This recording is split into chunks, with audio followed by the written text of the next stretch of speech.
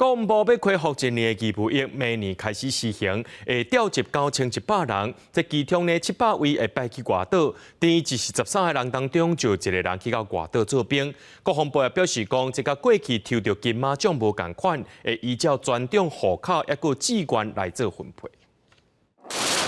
国防部强化战力，明年恢复一年义务役，会定职大约9100人，其中有700位越南的分发到东沙、东定、两岛、高顶、东引、金门、加马景这外二岛，也就是每13人就有1人会得到金马奖。不过国防部澄清，甲过去纯粹抽签无共款，采多种方式来分发。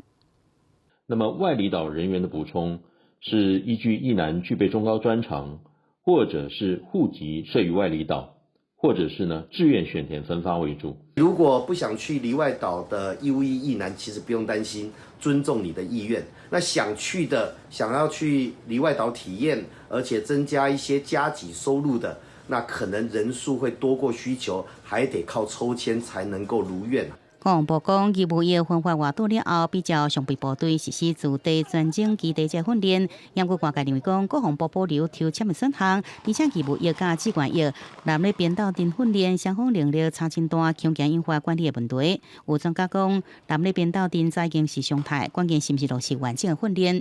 如果这些义务役官士兵上岛之后不让他自行勤务这也很奇怪嘛。那各单位其实那个边线比说真的不太一样譬如说像金门守备大队他就必须用到这些义务役的官士兵所以其实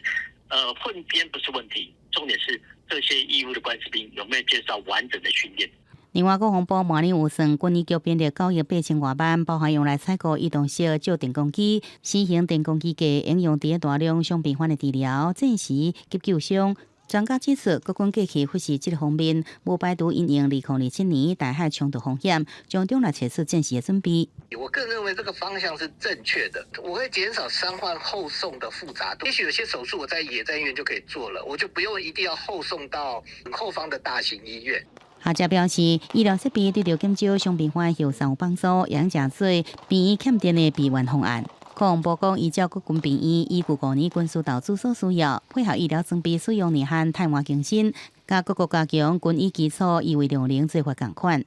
记者综合报道。